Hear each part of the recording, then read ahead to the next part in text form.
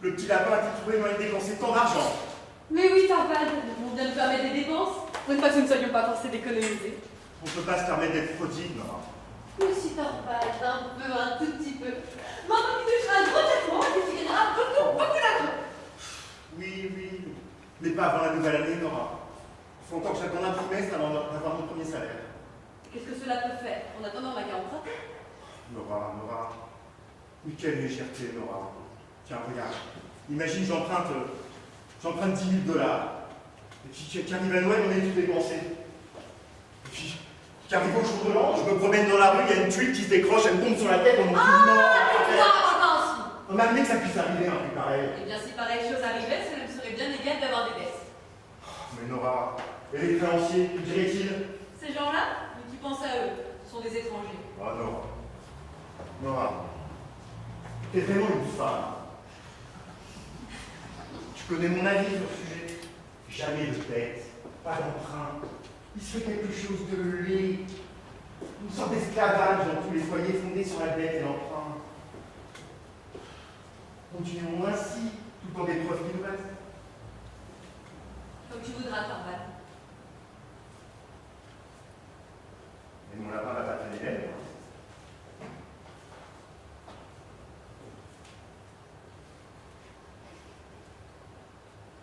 Ça serait pas un petit lapin qui coûte ça. Allez, Nora.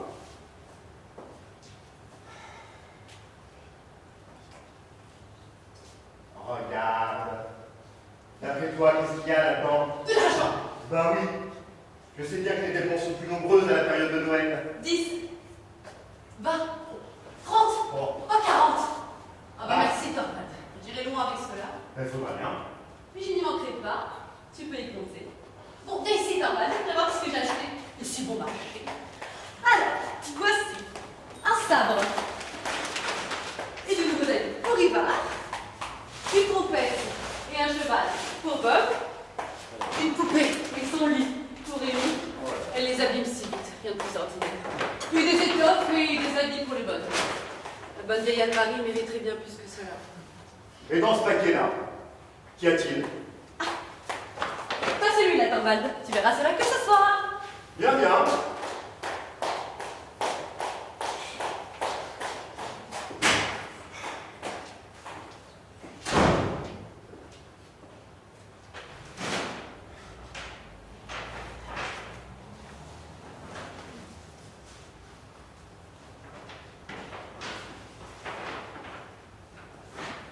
Dis-moi, Nora. Nora. Nora. Nora. Et pour toi, n'y aurait-il pas quelque chose qui te ferait plaisir? Qu'est-ce qui se préoccupe de moi?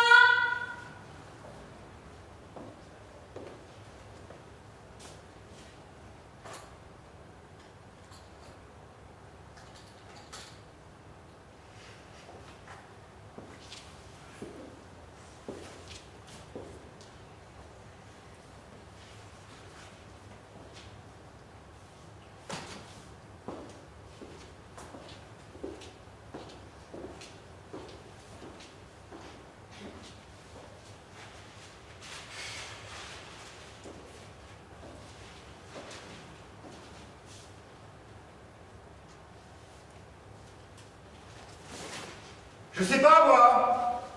Quelque chose de raisonnable. Mais qui te tente vraiment? Nora. Nora! Ben, je sais pas! Mais dis-moi!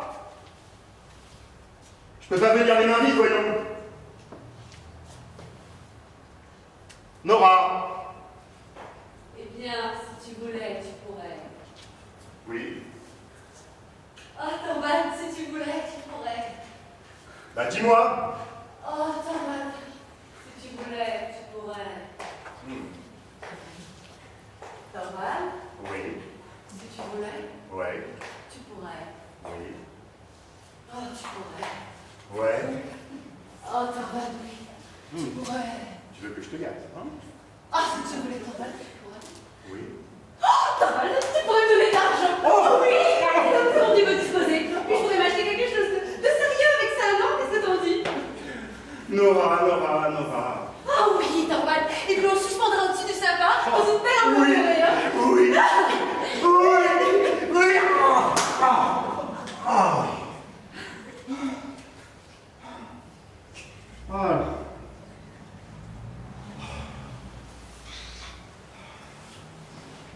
Oui, Nora.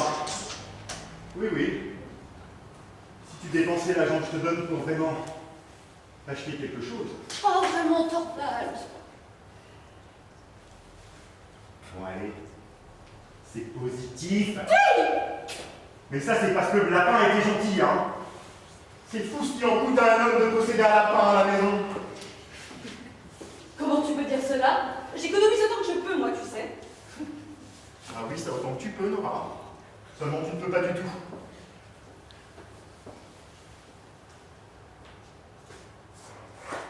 Sais-tu comme nous et tourneaux et lapins, vous donnez manche? C'est une singulière personne, Nora.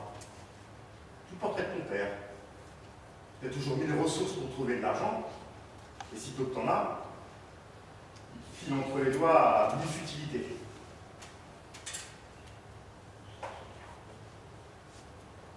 Mais bon, je te prends comme tu es, tu sais, Nora.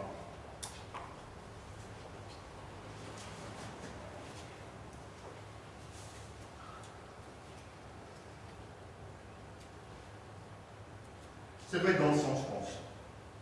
Ces choses-là, ça doit être héréditaire, Nora. J'aurais bien aimé avoir hérité des qualités de papa. Ben oui, bien sûr. Tu sais, je t'aime quand même. Hein. Mais bon.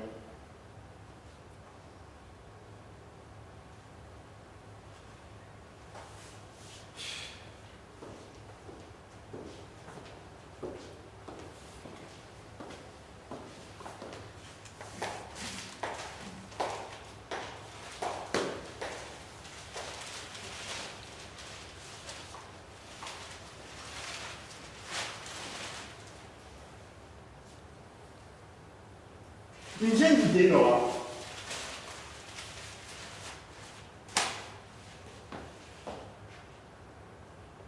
Que se passe-t-il? T'as un air. Comment dirais-je? T'as un air un peu louche, Nora. Moi? Oui, toi. Regarde-moi dans les yeux, Nora. Regarde-moi dans les yeux, Nora. S'il te plaît, Nora, regarde-moi dans les yeux. Regarde-moi dans les yeux, Nora. Regarde-moi dans les yeux. La petite gourmande n'aurait-elle pas fait une escapade en ville par hasard? Tu racontes. La petite gourmande ne serait-elle pas rentrée dans une confiserie? Je te dis que non. Même pas mis sa bouche dans un pot de confiture? Non. Même pas sucer une eau de praline? Non, Torvald, non.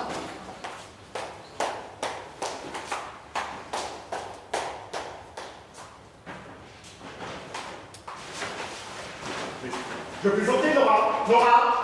Nora, c'était une plaisanterie. Je plaisantais, Nora. Allez. Tu sais bien que je n'aurais rien pu faire qui puisse te déplaire. Mais oui, je le sais. En plus, tu m'as donné ta parole. Et puis, en ce qui concerne tes mystères de Noël, de toute façon, ils seront dévoilés ce soir au pied du sapin. Allez, viens, je t'en prie. Viens t'asseoir.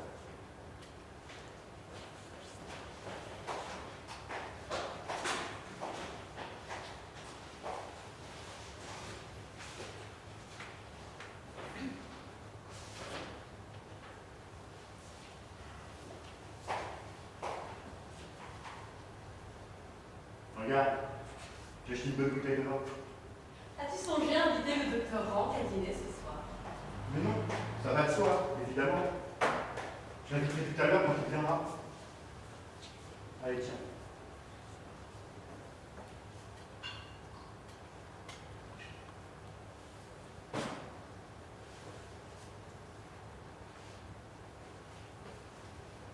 Tu peux pas savoir le plaisir que c'est pour moi d'aller à cette soirée.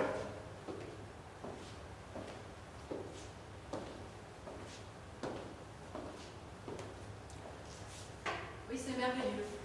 Se dire qu'on est enfin à l'abri du besoin, largement pourvu. Ça me rend heureux rien d'y penser, tu sais, Nora. Que les enfants auront de joie. Tu te rappelles l'année dernière, à la même époque, 3 semaines avant Noël, tu t'étais enfermé dans ta chambre, tu fabriquais des sortes de petites fleurs pour l'arbre de Noël, et mille autres surprises. Je crois bien que c'était la période la plus ennuyeuse de ma vie, Nora. Je ne m'ennuyais pas du tout, moi. T'avoueras quand même que le résultat est assez piteux, non? Tu veux pas me reparler de cette soirée quand même?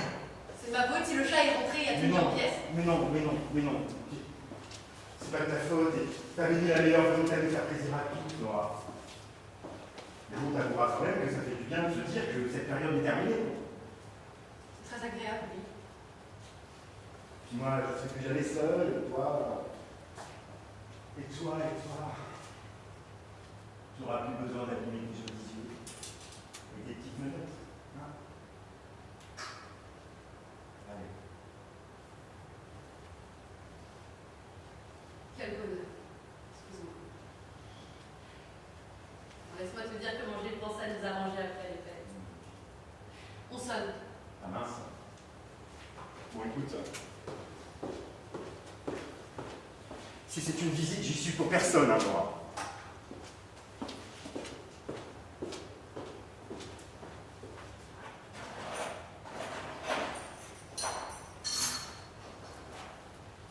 Tu te rappelleras. Pour personne. Pour personne, Nora.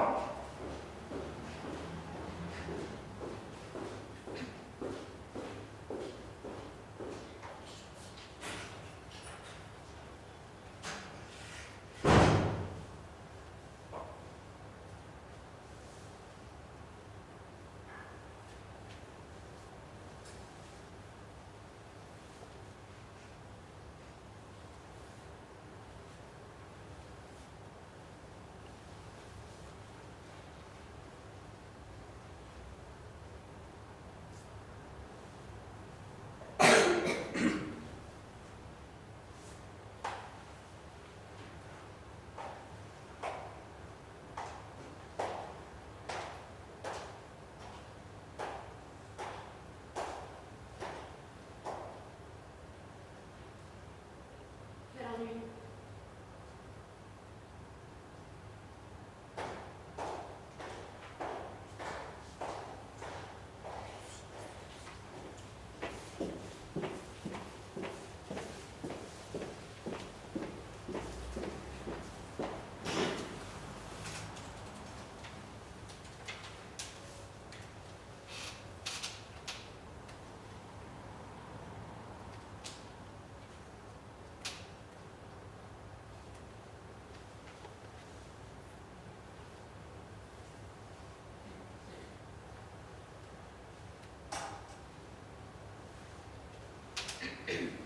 Je vous prie de m'excuser, Madame la mère. Oh, que voulez-vous?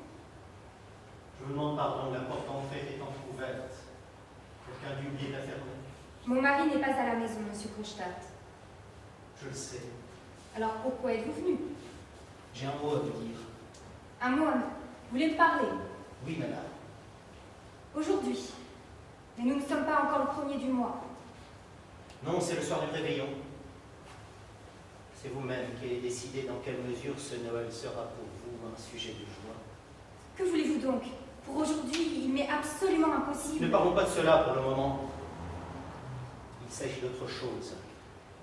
Vous avez un instant, je pense. Oh oui, certainement, bien que... Bien. J'étais assis au restaurant chez Olsen et j'ai vu votre mari descendre la rue Il est sorti, c'est vrai. avec une dame. Et alors? Puis-je me permettre de vous demander si cette dame n'était pas une certaine Madame Linde? Si, Elle vient juste d'arriver en ville. oui, aujourd'hui. Vous êtes très lié avec elle, n'est-ce pas? Oui, c'est vrai. Mais je ne vois pas... Je l'ai bien connue, moi aussi, autrefois. Je le sais. Tiens, vous êtes au courant de cela? C'est bien ce que je pensais. Eh bien, dans ces conditions, permettez-moi de vous demander carrément s'il est prévu que Madame Linde ait un emploi à la banque privée. Comment pouvez-vous prendre la liberté de m'importuner avec vos questions, monsieur Krostadt, vous qui êtes l'un des subordonnés de mon mari? Mais puisque vous voulez le savoir, je vais vous le dire. Oui, Madame Linde va être embauchée. Et c'est moi qui ai plaidé en sa faveur, monsieur Krostadt. Maintenant, vous le savez. J'avais donc deviné juste. Oh, vous savez, on a tout de même toujours un peu d'influence. Ce n'est pas parce qu'on est une femme qu'il est dit obligatoirement que... Enfin, quand on est aux ordres de quelqu'un d'autre, monsieur Krostadt, on devrait vraiment s'abstenir de froisser une personne qui est... Enfin... Qui a de l'influence? Oui, justement. Madame Elmer, auriez-vous l'amabilité d'user de votre influence en ma faveur? Comment? Mais que vous voulez dire? Auriez-vous l'obligeance de faire en sorte que je conserve ma place d'employé à la banque? Mais qu'est-ce que cela veut dire? Qui aurait l'intention de vous faire perdre votre place? Oh, ne faites pas semblant de ne rien savoir. Je comprends fort bien que la perspective de se retrouver face à face avec moi n'a rien d'agréable pour votre ami. Mais je comprends maintenant aussi à qui je dois ma mise à la porte. Mais je vous assure... À d'autres. Je n'insisterai pas plus, il est encore temps. Et je vous conseille d'user de votre influence pour empêcher que cela se fasse. Mais monsieur Krostadt, je n'ai vraiment absolument aucune influence. Vraiment? Je croyais pourtant vous avoir entendu dire. Mais ce n'est pas cela que je voulais dire. Bien sûr, moi, comment pouvez-vous penser que je puisse avoir une telle influence sur mon mari? Oh, je connais votre mari. Depuis l'époque où nous avons fait nos études ensemble, je ne pense pas que monsieur le directeur de banque soit plus ferme que d'autres hommes mariés. Si vous parlez de mon mari sur un ton désobligeant, je vous mets à la porte. Madame a du courage. Je n'ai plus peur de vous. Une fois le nouvel an passé, toute cette affaire sera vite réglée. Écoutez, Madame Elmer, si besoin est, je suis prêt à employer tous les moyens, même les plus désespérés, pour conserver ma modeste place à la banque. C'est bien l'impression que vous donnez. Ce n'est pas uniquement à cause du revenu. C'est même ce qui m'intéresse le moins. Mais il y a autre chose.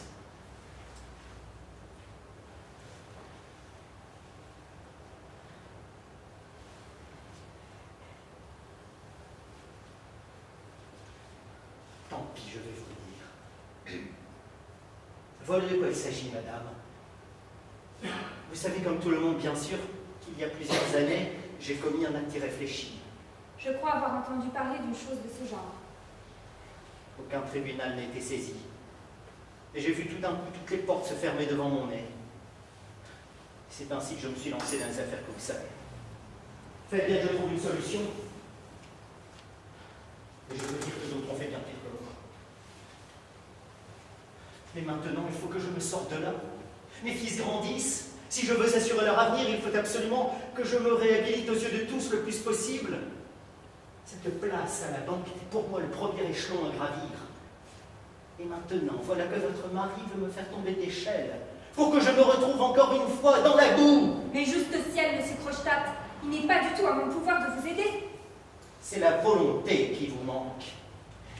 Mais j'ai des moyens pour exercer une pression sur vous. Vous n'avez tout de même pas l'intention de dire à mon mari que je vous dois de l'argent.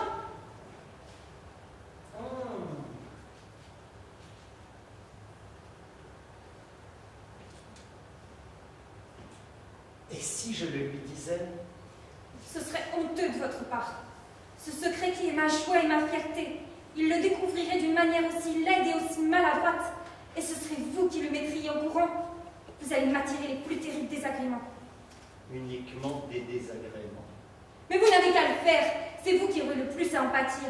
Car cela permettra à mon mari de savoir quel triste individu vous êtes. Et vous pouvez être sûr que vous ne garderez pas votre place. Je vous ai demandé si c'était uniquement des désagréments d'ordre familial qui vous faisaient peur. Si mon mari vient apprendre la chose, il va de soi qu'il voudra payer le reste de la dette. Et comme cela, nous n'aurons plus rien à voir avec vous. Écoutez, Madame Elmer, de deux choses l'une.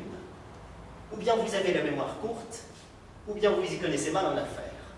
Il faut sans doute que je vous explique un peu mieux les choses. Comment cela? Quand votre mari était malade, vous êtes venu m'emprunter 1200 riksdaler. Je ne connaissais personne d'autre. Je vous ai alors promis de vous procurer la somme. Et vous me l'avez effectivement procuré. Je vous ai promis de vous procurer la somme à certaines conditions. À l'époque, vous étiez tellement préoccupé par la maladie de votre mari et tellement pressé de trouver l'argent du voyage que je crois que vous n'avez guère fait attention à tous les détails. C'est pourquoi il n'est pas inutile que je vous rappelle tout cela. Eh bien, je vous ai promis de vous procurer la somme contre une reconnaissance de dette que j'ai rédigée moi-même. Oui, et je l'ai signé. Bien. Mais j'avais ajouté quelques lignes en bas de page qui attestaient que votre père se portait garant de la dette. Ces lignes, votre père devait les signer. Devait? Il les a bel et bien signées.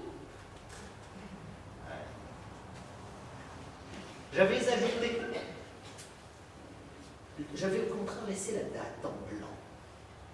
Ce qui signifie que votre père devait mentionner le jour où il signerait le document. Madame s'en souvient-elle? Oui, je crois bien. Je vous ai alors remis la reconnaissance de dette pour que vous puissiez l'envoyer par la poste à votre père. C'est bien ainsi que les choses se sont passées, n'est-ce pas? Oui, Et c'est ce que vous avez fait immédiatement, bien sûr, puisque déjà 5 ou 6 jours plus tard, vous m'avez apporté le papier avec la signature de votre père.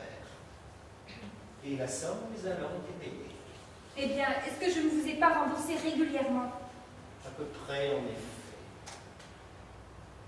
Mais pour en revenir au sujet de notre conversation,